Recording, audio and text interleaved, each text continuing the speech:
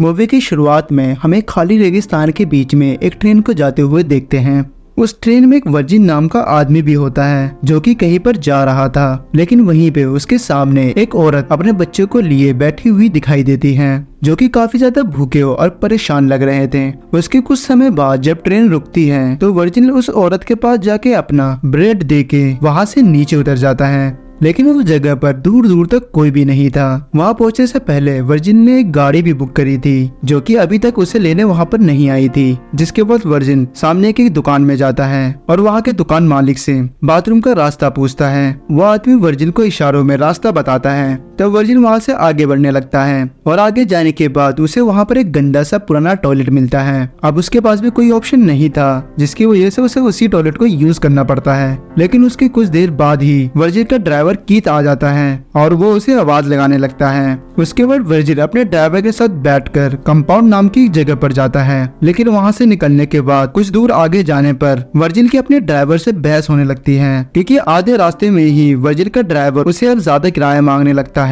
अब कुछ देर इनके बीच में बहस चलने के बाद वर्जिन को ड्राइवर की बात माननी पड़ती है, जिसके थोड़ी देर बाद वर्जिन गाड़ी की एसी को चालू करने की कोशिश करता है, लेकिन उसका ड्राइवर उसे ऐसा करने से मना करता है और उसे कहता है कि गर्मी की वजह से अगर तुमने एसी चालू किया तो इंजन पे ज्यादा लोड पड़ेगा, जिसकी वजह से इंजन बीच में ही बंद हो सकता है। जिसके बाद वो लोग वहाँ से आगे बढ़ने लगते हैं, लेकिन कुछ दूर आगे जाने के बाद बदकिस्मती से इनकी गाड़ी का टायर पंचर हो जाता है, जिसकी वजह से इन्हें बीच रास्ते में ही रुककर गाड़ी का टायर चेंज करना पड़ता है। तभी वर्जिन आगे देखता है कि दो कुत्ते आपस में बड़ी बुरी तरह से लड़ रहे होते हैं, जहाँ पर एक कुत्ता काफी ज्यादा घायल हो गया है और दूसरा कुत्ता उसकी जान पर बना हुआ है। और ये सब देखने के बाद उस कुत्ते को वहाँ से भगा देता है और जो घायल कुत्ता वहाँ पर लेटा हुआ था उसे वो जानबूझकर मार देता है ताकि उसकी मौत के समय वो ज्यादा तड़पे ना। ये देखकर वर्जिन को काफी ज्यादा अजीब सा महसूस होने लगता है, लेकिन फिर भी वो दोनों आगे बढ़ने लगते हैं और कुछ ही देर बाद रात हो जाती है, जिसके कारण वो एक जगह पर ठहरने का डिसाइड करते हैं। जिसपे वर्जिन का ड्राइवर वर्जिन से पूछता है कि आखिर तुम कंपाउंड क्यों जाना चाहते हो, क्योंकि वहाँ पे लोग ना के बराबर हैं। जिसपे वर्जिन जवाब देता है कि मैंने एक प्रचार देखा था और वहाँ पर मैं एक नौकरी की तलाश में जा रहा हूँ। तब वर्जिन का ड्राइवर उसे बताता है कि ये रास्ता काफी ज्यादा खतरनाक है और यहाँ से कंपाउंड की दूरी बढ़ जाने के कारण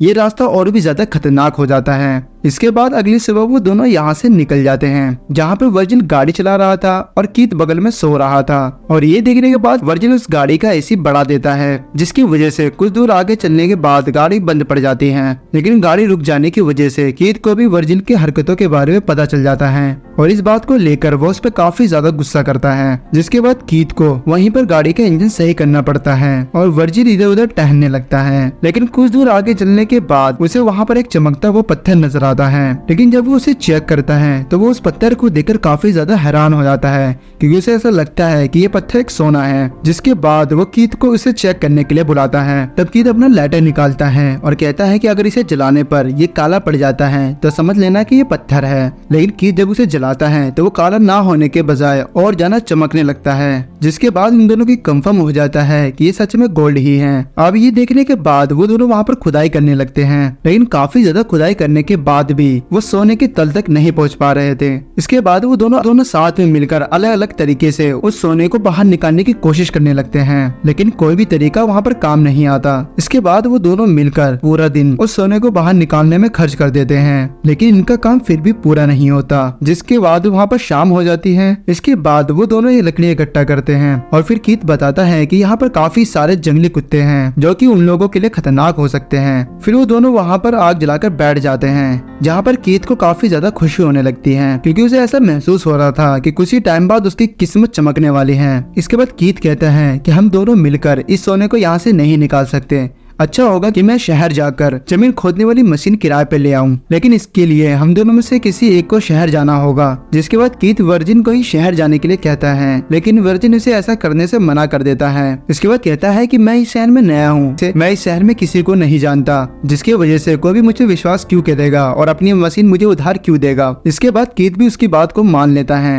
वो वर्जिन को जरूरत का सामान देकर सुबह शहर की ओर निकल जाता है, लेकिन वहाँ से निकलने से पहले कीथ ने वर्जिन को एक सैटेलाइट फोन दिया और उसने उसको ये भी बताया कि मुझे यहाँ पर दोबारा आने में कुछ दिनों का समय लग जाएगा। और वहाँ पे वर्जिन एक टेंट लगाता है ताकि वो उसमें रह सके और रात होने से पहले वो आसपास से कुछ लकड़ियां भी इकट्ठा कर लेता है। लेकिन रात होने के बाद जब वो खाना खा रहा था तो उसे कुत्तों की चिल्लाने की आवाजें सुनाई देती हैं, जिसके बाद उसे काफी ज्यादा डर लगने लगता है। उसके बाद जब अगली सुबह वर्जिल की आँख खुलती है तो वो फ्रेश होने के लिए जाता है। तभी अचानक उसके सैटेलाइट फोन पर कॉल आने लगता है, लेकिन जब तक वो फोन उठाने के लिए उसके पास जाता है तब तक फोन कट चुका था। अब वो एक जगह पर ही बैठे बैठे काफी ज्यादा बोर हो जाता है, जिसकी वजह से वो अपने बैग को लेकर इधर उधर घूमने लगता है। तभी एक ऊंचाई पर जाने के बाद सामने उसे एक क्रैश एरोप्लेन के पार्ट्स दिखाई देते हैं। इसके बाद वहां पहुंचने के बाद वो ये सोचता है कि ये उसके रहने के लिए सही जगह हो सकती है, लेकिन उसे सोने की रखवाली करनी थी, जिसकी वजह से वो एरोप्लेन के कुछ टुकड़ों को उठाकर अपने साथ ले जाता है। इतने सारे सामान वहां पर लाने के बाद वो काफी ज्यादा थक जाता है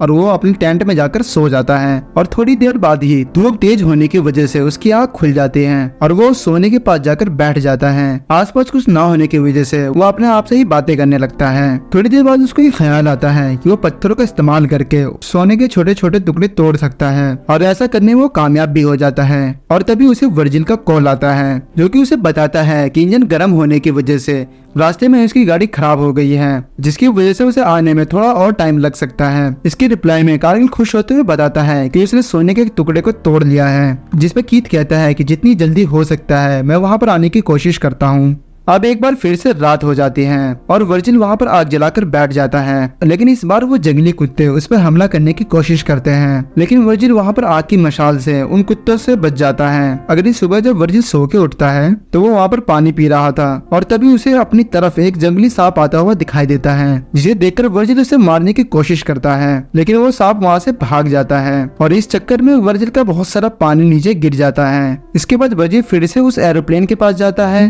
ताकि वो उसके और टुकड़े लाकर इस भयंकर धूप से बच सके, लेकिन तभी उसे सामने से कोई आता हुआ नजर आता है, जिस वजह से वो एरोप्लेन के अंदर छुप जाता है। लेकिन वो पर्सन उसके पास आकर उसे एरोप्लेन से बाहर निकलने को कहता है और वो उससे कहता है कि मेरे छुपने की जगह है। वहाँ से बाहर निकलने के बाद वर्जिल को ये पता चलता है कि वो एक औरत है। इसके बाद वो औरत वर्जिल को खाना और पानी देने की कोशिश करती है, लेकिन वर्जिल उसके किसी भी सवाल का जवाब नहीं देता है। फिर वो औरत उसके सवाल पे सवाल पूछने लगती है, जिस पर वर्जिल उससे परेशान होकर वहाँ से उठकर आगे जाने लगता है। तब वो औरत भी उसके पीछे आने लगती है, जिस पर वो उस औरत पर गुस्सा होते हुए कहता है कि तुम मेरे काम में दखल अंदाजी मत करो। लेकिन तभी वो वर्जिल का कैंप देखती है और वो गुस्से में आकर उसके कैंप को तोड़ने लगती है और वो बार बार गुस्से में उसे वहाँ से जाने के लिए भी कहती है। ये देखने के बाद वर्जिल को काफी ज्यादा गुस्सा आ जाता है और वो जाने अनजाने में उस औरत पर हमला करता है, जिसकी वजह से वो वहीं पर मर जाती है। इसके बाद वो उसके बैग को चेक करने लगता है और जरूरत का सामान उसके बैग से निकाल के बॉडी को पास में ही जाकर दफना देता है। उसके कुछ देर बाद वहाँ पर एक कुत्ता आता है जो कि उस बॉडी को उस कब्र से बाहर निकाल लेता है और वर्जिल को कुछ और ऑप्शन ना होने की वजह से उस बॉडी को थोड़ी दूर ले जाकर जला देता है। और ये सब देखने के बाद वर्जिल की आंखों से आंसू आने लगते हैं, क्योंकि वो ऐसा बिल्कुल भी नहीं करना चाहता था। अगली सुबह जब वर्जिल वहाँ पर सो के उठता है तो उसके पास कीथ का फोन आता है, जिसके बाद वो उसे बताता है कि मशीन तो उसे मिल गई है, लेकिन मशीन का वेट ज्यादा होने की वजह से उसे वहाँ पहुँचने में ज्यादा टाइम लगेगा। अब ये सुनने के बाद वर्जिल काफी ज्यादा परेशान हो जाता है, जिस वजह से कीथ अब उसे मोटिवेट करने लगता है। लेकिन तभी वर्जिल को सामने से गाड़ी जाती हुई दिखाई देती है, लेकिन सोने की लालच में वर्जिल वहाँ से नहीं जाता। इसके बाद शाम हो जाती है। रात के लिए आग जलाने के लिए लकड़ियां इकट्ठे करने लगता है, लेकिन तभी उसे सामने से एक बहुत ही भयंकर रेगिस्तान का तूफान आता हुआ दिखाई देता है, जिसे बचने के लिए वो अपने कैंप की ओर भागने की कोशिश करता है, लेकिन उसके कैंप का सारा सामान भी उस आंधी में उड़ जाता है। इसके बाद वो अपनी जान बचाने के लिए वहाँ से भागता रहता है, लेकिन तभी एक पेड़ की लकड़ी उसके पेट में सीधा घुस जाती है। उसके बाद जब वर्जिल की अगली सुबह आग खुलती है तो उसके पेट में वो लकड़ी अभी भी घुसी हुई थी।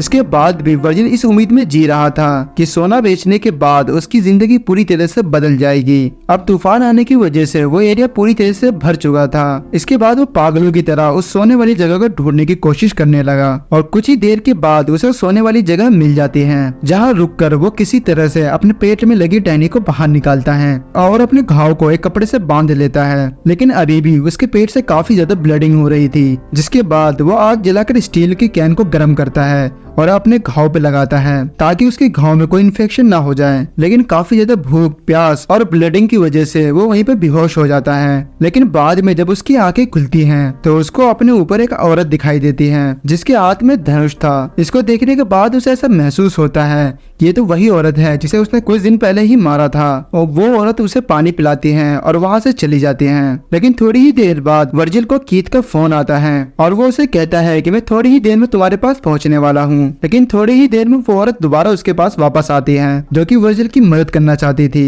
लेकिन वर्जिल यहाँ पर अपने सोने वाले राज को राज रखना चाहता था, जिस वजह से वो उस औरत को वहाँ से जाने के लिए कहता है। जिस पर वो औरत उससे कहती है कि मुझे तुमसे कुछ भी नहीं लेना, बस तुम मुझे ये बता दो क्या तुमने मेरी बहन को देखा है। लेकिन तभी वर्जिल देखता है चारों तरफ से उसे जंगली कुत्तों ने घेर लिया है। जिसके बाद वो कीथ को फोन लगाकर रोते हुए जल्दी से उसके पास आने के लिए कहता है। जिस पर कीथ कहता है कि मैं जल्दी तुम्हारे पास बस पहुंचने ही वाला हूँ। लेकिन हम अगले ही सीन में देखते हैं कि कीथ दूर बैठकर उसे दूरबीन से देख रहा था। लेकिन तभी कुत्ते वर्जिल पे हमला कर देते हैं और उसे नोच नोच के खाने लगते हैं। और ये देखने के बाद कीथ भी अपनी मशीन को लेकर वहाँ पर पहुंच जाता है। वहाँ पहुंचकर वो वर्जिल की लाश को देखता है और हमें यहाँ पर उसके इरादों के बारे में पता चलता है। और फिर वो गाड़ी से कुछ लेने के लिए पीछे जाता है। लेकिन जैसे ही वो आगे की ओर बढ़ता है तभी कहीं से एक तीर उसकी छाती में आके लगती है। इसके बाद कीथ इधर उधर देखने की कोशिश करता है कि आखिरकार उस पर हमला किसने किया है, लेकिन दूर दूर तक उसे कुछ भी दिखाई नहीं देता है। उसके बाद हमें पता चलता है कि तीर उसी औरत ने मारा था जो अपनी बहन को ढूंढती हुई वर्जिल के पास आई थी, क्योंकि वर्जिल के बिहेवियर की वजह से उसे ये शक हो गया था। और उसके बाद उसे उस सोने के बारे में भी पता चल जाता है, जिस वजह से उसने कीथ को भी मार दिया। और ये मूवी यहाँ पर खत्म हो जाती है।